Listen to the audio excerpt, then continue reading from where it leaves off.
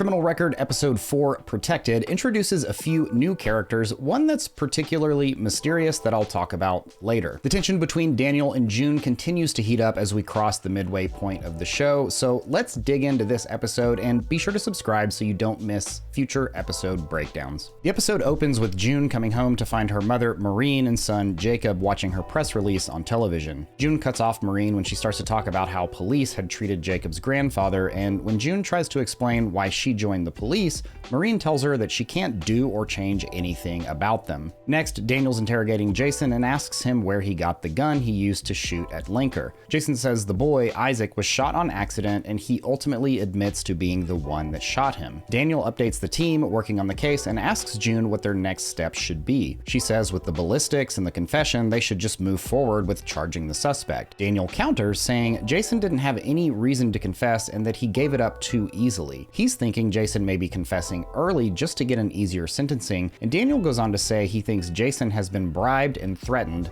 to take the fall for the shooting. We then see a woman telling June and Sonia she knew the Hayes Lane caller and that they had worked together until she moved in with her boyfriend, who eventually made her quit her job. This woman says she believes the girl's name is Carlita or Carla, and then shows a picture of her at a barbecue they had that summer. Next, Daniel's back in the room with Jason explaining that they received a call into their helpline from an eyewitness of the park shooting. The caller says they saw a black man driving the scooter and a white guy, the shooter, riding on the back. Jason continues to try to claim that he was the shooter, but Daniel reiterates that they have an eyewitness and begins asking Jason about the other guy, eventually learning he's Turkish. The only other Turkish character that's been mentioned at any point in this show is the guy by the name of Mustafa that Errol said he went to meet at the barbershop the day Adelaide was killed. So are we talking about the same guy here, or are they in some way connected? Well, let's keep going. June and the team hit the streets asking locals for details about the park shooting when Kim calls Daniel and is complaining about society today and asks why Daniel had June do the press briefing. Daniel tells Kim to get off his back and to accept that this is the world we live in now. And this guy is acting super suspicious as he watches Daniel on the phone call, and we find out why later. June is talking to a guy named Hassad who says he has no information about the shooting, and when June takes his information down, he's impressed that she spells his name right because he says Turkish names trip people up a lot. June gives him a suspicious look as she heads off to meet with Sonia and asks her about Mustafa. Sonia says she confirmed he's back in Turkey, but then June says that the cop who wrote his name down may have spelled it wrong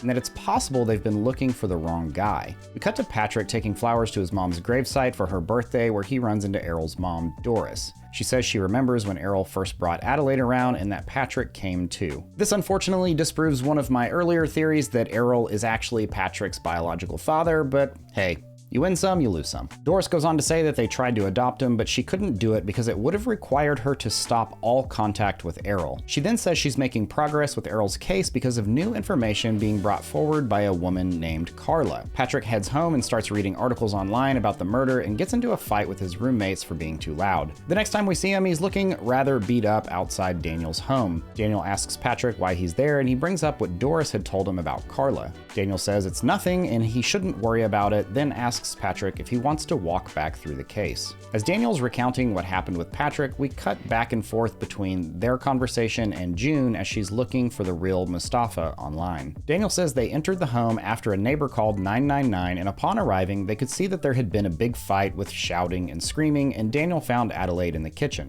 Daniel says Patrick was badly hurt after the car crash and that Errol, who was covered in blood, was fine, and that the blood on his clothes wasn't his, but Adelaide's. Back with June, she's finding more and more men with the same name, but finds one that appears to be cutting hair in a barbershop, which is most likely the one she's looking for. Daniel continues that there had been trouble at home, but Errol denied everything and even said that he had an alibi. But Daniel says they found the man Errol said he was with at the time of the murder, and he said he had never seen or heard of Errol, and besides, in the end, Errol confessed to it all. June tracks down the correct Mustafa, and he says that the police did ask him to identify the man, but to him, all the faces he was shown looked the same, and when he saw Errol on TV, he felt he'd made a mistake, but he couldn't go back to the police out of fear for his life. June calls Sonia to discuss what happened, and when she arrives back at her car, she finds that it had been set on fire. Upon returning home, Daniel visits June and says he's putting 24/7 security on her, and she's going to have to come off the park shooting investigation because Daniel says the attack attack came after someone saw her in the press briefing. He also says there's been some things posted online by gangs saying what they'll do next. In jail, Jason is jumped in the bathroom, and while recovering, Daniel pays him a visit and says he wants to help him, he just needs a name. June is called in to meet with the Professional Standards Committee again, this time regarding a complaint of workplace bullying. After the meeting, Roy and June chat about everything going on, and June says everything is just too convenient and that she believes her car location was leaked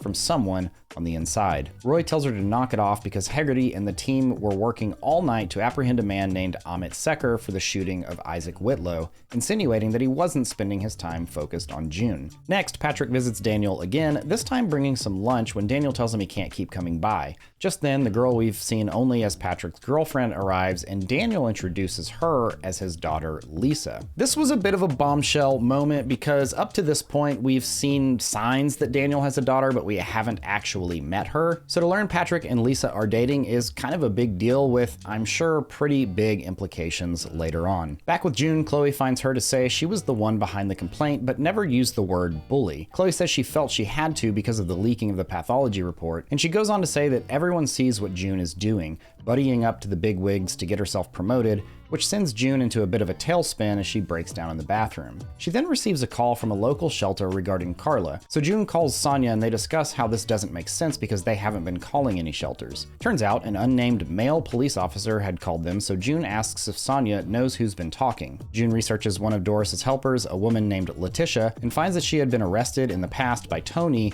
leading her to believe she's leaking information to him. June tracks down Letitia to ask her about it, and she says Tony dropped her charges as long as she would feed him information and that she's been doing it for the past 8 years. Letitia confesses that she also told Tony about June working with him, so June tells her to call Doris that night and tell her she can't help with Errol's case anymore. June gets on a call with Daniel the following day saying she's going to turn over Tony for running ops on a woman for the past 8 years. Daniel asks June if she shared any of the details from the Hayes Lane emergency call with Doris or anyone else, and she says no, to which Daniel says he won't hold back if he finds out she shared it with anyone. Leo tells June she should file a complaint about them, but June is hesitant, saying it won't go anywhere. She goes on to say Hegarty was clearly rattled after the phone call and she needs to find out why. We see Daniel again withdrawing cash from an ATM, presumably for more late night underground gambling. Going back to the final theory in my last video, I think these last few scenes are just solidifying my theory of Daniel's gambling problem, and that it's likely going to be a major part of our story. As Daniel enters this mysterious club, he's being photographed by the man we saw earlier in the episode, giving Daniel weird looks at the gas station. So of course the question is, who is this guy, and maybe more importantly, who hired him? Well, I have some ideas and we'll talk about it here in just a minute. June asks Sonia what they're supposed to do next, and just then Sonia's phone rings and it's Carla saying they need to stop looking. Carla says they need to just drop it because they're going to get her killed. June says just give us a name, and Carla says no, the man is protected, but when asked who's protecting him, Carla hangs up and the episode ends. Alright, so I feel like we didn't really get much closer to finding out Adelaide's real killer or even more details about the Hayes Lane caller. Sure, we did learn that her name's Carla and this lady who used to work with her knows her, but we didn't really get anything beyond that. That said, I do expect the events from this episode to be a catalyst to Carla playing a much bigger role in the next few episodes. I still can't quite figure out Daniel's fixation on Patrick after all these years. I'm sure he's seen a lot of kids in bad situations in his line of work, so there's got to be something that motivated him to specifically pick Patrick to keep an eye on and even keep out of trouble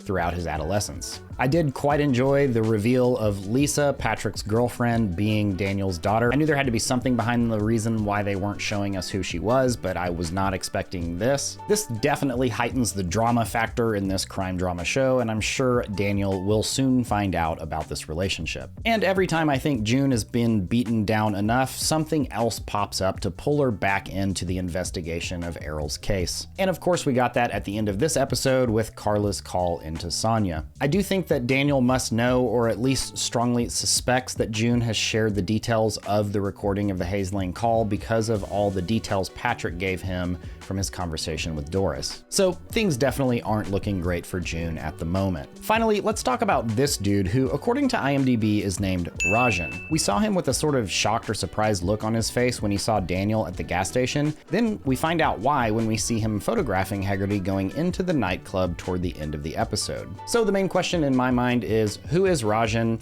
Who is he working for? Who hired him? And why is he taking pictures of him? Well, I did a little bit of research and found that Rajan is a Sikh name, and we learned in a prior episode that Sonia is also Sikh, so with literally nothing else to go on, I'm gonna take a shot in the dark and say that Sonia hired Rajan to take these pictures, to dig up dirt, to maybe feed to June so that she could use it in her battle with him at work. I expect we'll probably get more details about this guy in the next episode. That'll do it for me on this one. Let me know your thoughts and theories down in the comments. Thanks for watching. See you next time.